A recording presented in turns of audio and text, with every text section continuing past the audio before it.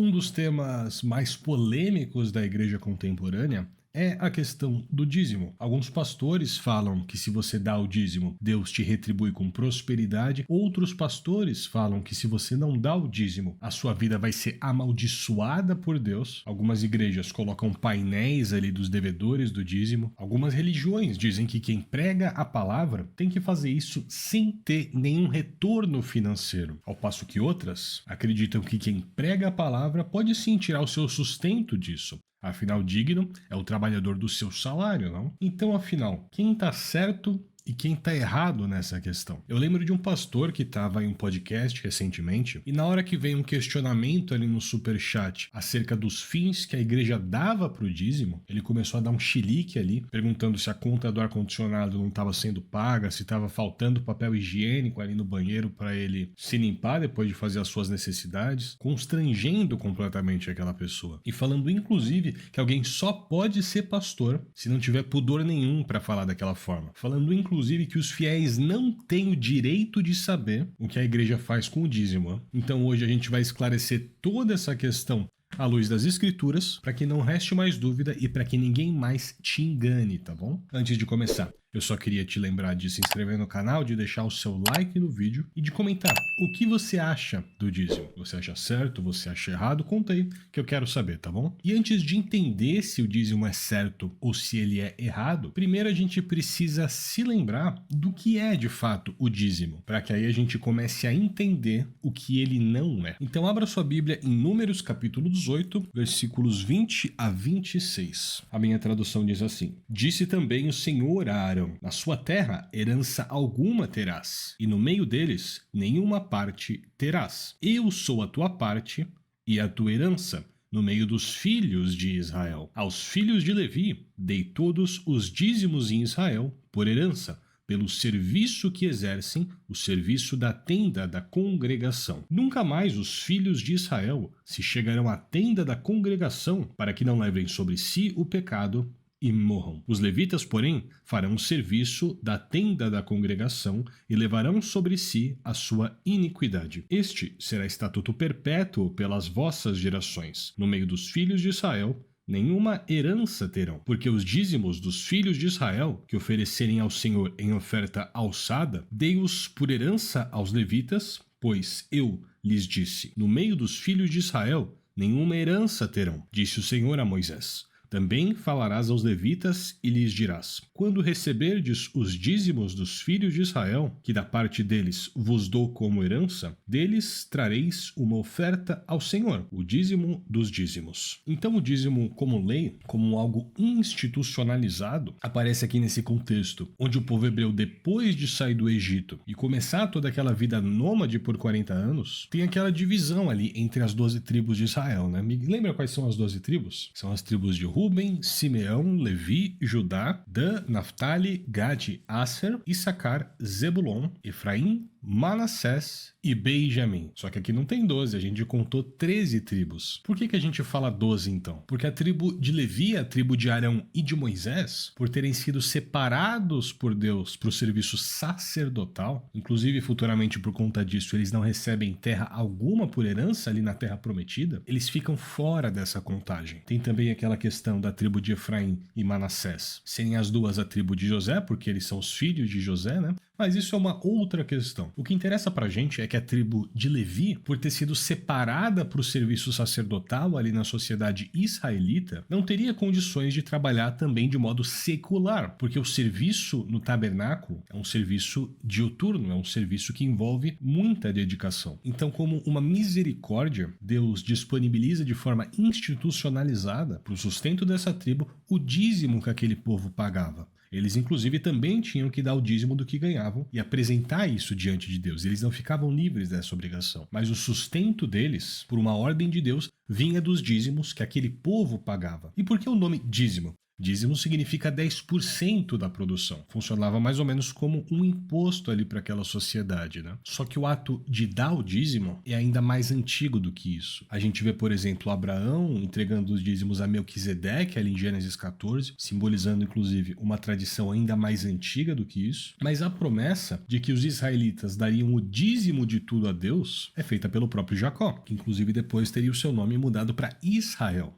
Daí nasce o povo israelita. E essa promessa é descrita ali em Gênesis, capítulo 28, versículo 22. E esta pedra que tenho posto como coluna será a casa de Deus. A origem é o lugar Betel ali, né? E de tudo o que me deres, certamente te darei o dízimo. Então Jacó tinha prometido a Deus, no momento da sua aliança, que daria a Deus o dízimo das suas conquistas. E aí, nesse momento, se desenha a institucionalização do dízimo na aliança mosaica ali de Deus com Moisés. Só que uma coisa curiosa acontece na construção do tabernáculo, lá em Êxodo 35 e 36, enquanto eles estavam captando recursos ali para a construção dessa tenda e antes do dízimo ser institucionalizado. Nesses capítulos, Moisés instrui o povo a trazer ofertas voluntariamente para a construção ali do tabernáculo. Então o povo doava com entusiasmo ali ouro, prata, bronze, tecidos, joias, tudo isso eles tinham trazido ali do Egito, né? Antes de sair, eles captaram algumas doações do povo egípcio. E nesse momento eles doaram em amor tanto, mais tanto, que chegou um momento onde Moisés precisou proibir as ofertas. Você já imaginou uma coisa dessa? As pessoas em amor doarem tanto, mais tanto, que chega um ponto onde o líder precisa proibir ofertas? É uma coisa de outra realidade, né? Então essa é a origem do dízimo. Algo primeiramente apresentado em amor diante de Deus. É importante lembrar que o dízimo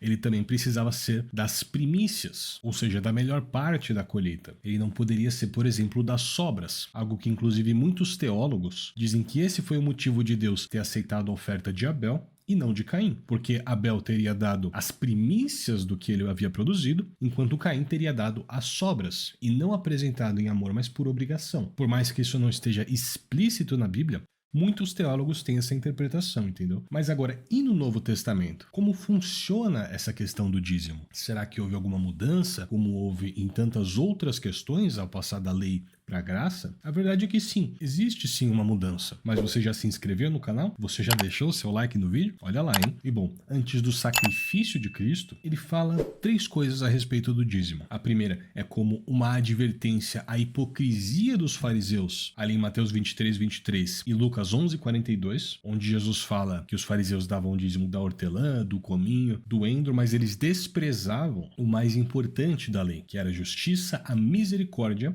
e a fé, devendo fazer sim essas coisas, entregar o dízimo de tudo, mas sem desprezar todo o resto da lei. E a gente alinha isso, por exemplo, com a parábola ali do fariseu e do publicano, onde o publicano ora se humilhando e desce justificado, ao passo que o fariseu se gaba diante de Deus por orar, por jejuar, por dar o dízimo. Perceba que o problema não é ele fazer essas coisas, mas o problema é que ele estava se gabando diante de Deus por conta disso. Agora, o momento onde Jesus se alegra com a oferta de alguém é ali em Marcos capítulo 12, versículos 41 a 44. A oferta da viúva pobre. Estando Jesus assentado diante do gasofilácio, observava a maneira como o povo lançava ali o dinheiro. Muitos ricos depositavam grandes quantias. Vindo, porém, uma viúva pobre, lançou 2 pequenas moedas correspondentes a 1 quadrante. Chamando os discípulos, Jesus lhes disse: Em verdade eu vos digo que esta viúva pobre depositou no gasofilácio mais do que todos os ofertantes. Todos deram do que lhes sobrava, mas esta, da sua pobreza, deu tudo o que tinha, todo o seu sustento. Então o Senhor não se alegra com quem doa mais, com quem doa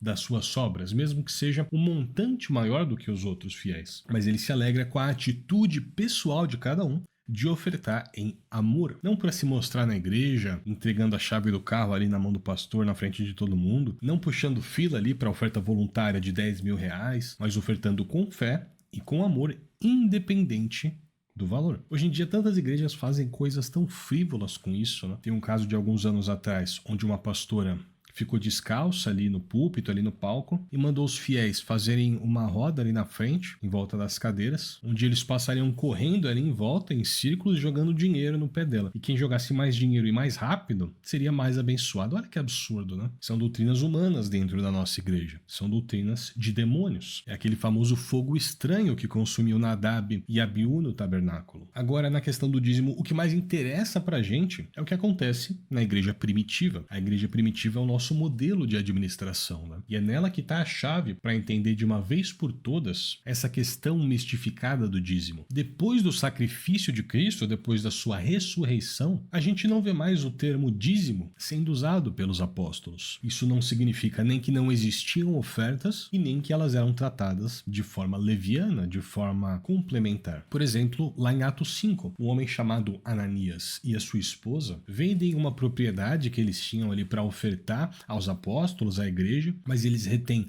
parte daquele dinheiro e ofertam a sobra para os apóstolos. Perceba que eu não estou falando que eles ficaram com a maior parte e ofertaram a menor parte. O que eu estou falando é que eles pegaram uma parte e ofertaram a sobra. Então, quando Ananias leva aquela oferta aos apóstolos, Pedro pergunta para ele: Ananias, como você permitiu que o maligno enchesse o seu coração a ponto de você mentir para o Espírito Santo e guardar para si mesmo parte do dinheiro que você recebeu? A propriedade não te pertencia e depois de vendida, o dinheiro não estava em seu poder? Então, o que te fez pensar em fazer isso? Você não mentiu para os homens, você mentiu para Deus. Então, nesse momento, Ananias cai ali seco no chão e morre. 3 horas depois, inclusive, a esposa dele vai lá, conta a mesma mentira e tem esse mesmo destino. Então, mesmo que Ananias e a sua esposa tivessem doado 90% do valor daquela propriedade e ficado com 10%, ainda assim eles pecaram. Porque o problema foi eles terem mentido para o Espírito Santo. O problema foi eles terem entregado as sobras, não as primícias. Lá em 2 Coríntios capítulo 8, versículos 1 e 2, Paulo também fala uma coisa interessante. E agora, irmãos, vos fazemos conhecer a graça de Deus dada às igrejas da Macedônia. Em muita prova de tribulação, houve abundância da sua felicidade e a sua profunda pobreza transbordou em riquezas da sua generosidade. Então, nesse momento, o apóstolo elogia as igrejas da Macedônia, porque apesar da sua pobreza, eles ainda contribuíram em amor com abundância. Mas ainda assim a gente não lê nada sobre o dízimo propriamente dito. Porque na verdade, na igreja primitiva, os fiéis eles davam muito mais do que 10%. Não estou falando que é o caso de hoje em dia, tá? Não estou falando que hoje você precisa dar o seu salário inteiro para a igreja, não é nada disso. Eu já vou explicar um pouco melhor como ofertar com tranquilidade, sabendo que as suas ofertas vão agradar a Deus, mas antes é importante a gente entender como a igreja primitiva lidava com essas ofertas. Será que eles compravam mansões, postes, fazendas, jatos? Vamos ler agora Atos 2, versículos 44 e 45. Todos os que criam estavam juntos e tinham tudo em comum. Vendiam suas propriedades e bens e repartiam com todos, conforme a necessidade de cada um. Preservando unânimes todos os dias no templo, vendiam suas propriedades e bens e repartiam com todos, conforme a necessidade de cada um. Atos 4, 32 a 35. Era um o coração e a alma da multidão dos que criam, e ninguém dizia que coisa alguma do que possuía era sua própria, mas todas as coisas eram compartilhadas. Os apóstolos davam, com grande poder, testemunho da ressurreição do Senhor Jesus, e em todos eles havia abundante graça. Não havia entre eles necessitado algum, pois todos os que possuíam terras ou casas, vendendo-as, traziam o preço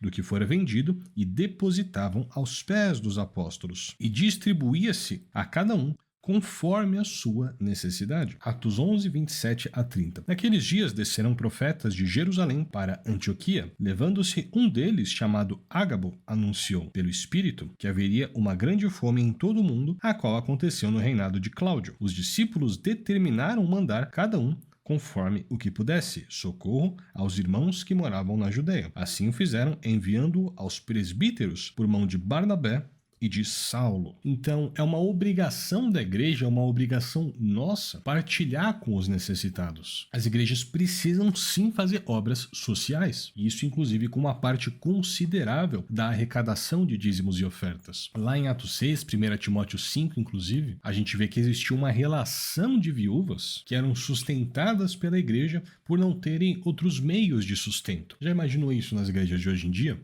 uma relação de necessitados que, enquanto estão em situação de vulnerabilidade, são sustentados pela igreja, é uma utopia, né? E quanto ao fato dos pregadores serem sustentados pelas ofertas? E quanto ao fato deles tirarem o seu sustento disso? É um conceito bíblico? Ou eles precisam ser pregadores voluntários e terem empregos seculares como todos nós? Hoje em dia, entre os não cristãos, isso é inclusive um tabu, né? Para as pessoas é um absurdo alguém viver da fé. Não estou falando profissional da fé que vende porcaria ungida. Eu estou falando quem prega, quem aceitou o chamado de Deus, tirar o seu sustento disso. É isso que eu estou falando. Então agora vamos lá para Gálatas 6, versículo 6. O apóstolo Paulo falando: E o que é instruído na palavra, reparta todas as coisas boas com aquele que o instrui. Versículo 8 diz: O que semeia na sua carne, da carne colherá a corrupção. O que semeia no espírito, do espírito colherá a vida eterna. Então a gente paga tanta coisa, né? A gente paga Netflix, Amazon Prime, Disney Plus, mas a gente não tem coragem, muitas vezes, de ajudar uma pessoa que está necessitada, de ser mantenedor, sim, de um bom ministério, de um bom líder que ajuda as pessoas, por que não? De comprar livros, de investir na nossa educação. A gente tem tanto peso de fazer isso, né? Mas a gente gasta com tanta besteira, a gente semeia tanto na carne. E agora 1 Coríntios 9:11, aqui Paulo diz o seguinte: Se nós vos semeamos as coisas espirituais, será muito que de vós recolhamos as materiais. Então quem semeia as coisas espirituais, o pregador, o pastor, tem o direito sim de tirar o seu sustento disso. Isso é uma coisa bíblica. Inclusive preparar um sermão dá muito mais trabalho do que a grande maioria dos empregos seculares por aí. Envolve muito mais horas de trabalho. Jesus inclusive vivia de ofertas voluntárias. Lembra que Judas era, por exemplo, o tesoureiro ali da equipe, né? Ele inclusive roubava da bolsa de ofertas. Quando Jesus começou o seu ministério, ele deixou de ser carpinteiro. Pedro a mesma coisa, ele era pescador ali, só que Jesus chamou ele para segui-lo e se tornar um pescador de homens, lembra? Mas quando ele chama? Depois que o barco já estava cheio, não quando Pedro estava frustrado ali, sem nada, sem nenhum peixe. Mas Jesus chama Simão e André quando eles estavam com o barco lotado de peixes, depois de um milagre ali. E nesse momento que é difícil largar tudo e seguir o Senhor, né? No entanto, na era da graça, por mais que o dízimo não seja mencionado, ele também em nenhum momento é proibido. Como eu já falei, as pessoas davam mais do que 10%, porque eles partilhavam entre si. O que hoje em dia é sim devido a tantas mudanças que a gente teve na sociedade. A gente aplicar isso da mesma forma, até porque ao longo dos anos o Estado foi descobrindo tantas outras formas de nos escravizar, na verdade, que muitas vezes dificulta as nossas ofertas. Na época de José, por exemplo, no Egito, os egípcios, pelo texto bíblico, foram considerados escravos por terem que pagar 20% de imposto da sua produção para o faraó. Hoje em dia nós somos considerados livres, mas a gente tem que pagar às vezes 70%, 60% do nosso salário mensal para o governo. E o preço de tudo lá em cima, né? A sociedade conta que a gente vai parcelar e vai financiar tudo. É uma coisa que não era tão comum no passado, por exemplo. Não que nós não tenhamos soluções hoje que não tinham lá. Não tô falando que o passado era melhor. Mas as coisas mudam, né? Os problemas mudam. Então hoje em dia não é tão fácil a gente dar o trízimo, o quadrízimo para a igreja. Não é nem interessante da gente fazer isso. Mas o mais importante, conforme Jesus disse, no caso da viúva pobre, e como Paulo fala aqui em 2 Coríntios 9:7, cada um contribua segundo propôs no seu coração, não com tristeza ou por necessidade, pois Deus ama o que dá com alegria. E esse é o segredo do dízimo e das ofertas. Se Deus tocar no seu coração para você partilhar sim os seus 10% como primícias diante de Deus, faça isso com amor, com alegria, não para receber uma bênção, não com medo de uma maldição. Se você tiver em uma situação de muita necessidade, uma situação, por exemplo, de desemprego, não tem problema, você não precisa ir lá e dar o dízimo por medo. Você não precisa ir lá e fazer isso por legalismo ou por obrigação. O que você for ofertar, você tem que fazer com amor. Você tem que entregar isso diante de Deus, mostrando para Ele que aquele dinheiro não te controla. Que aquele dinheiro não é o dono da sua vida, que você não ama aquele dinheiro, mas que você ama a Deus e você reconhece que o seu sustento primeiramente vem dele, e você está devolvendo a ele 10% por amor a ele, como uma forma de adoração, tendo em mente também a partilha dos seus bens. A igreja primitiva partilhava tudo, né? Então isso é sim importante. A caridade é muito importante. A caridade em amor, não em obrigação, não para cumprir tabela. E as lideranças, as igrejas, elas precisam sim fazer obras sociais em abundância. Não é só pagar o ar-condicionado e comprar papel higiênico, conforme disse aquele pastor. Fora o fato de quem semeia os bens espirituais tem o direito de colher os bens materiais. E o grande segredo está no amor e na partilha com os necessitados, perfeito? É isso que Jesus nos ensinou. Então por hoje eu acho que é isso que eu tinha para dizer. Qualquer dúvida pode deixar nos comentários que eu vou te responder na medida do possível. Acho que deu para esclarecer bem essa questão. Lembra também de se inscrever no canal, de deixar o like no vídeo e que Deus o abençoe e até a próxima.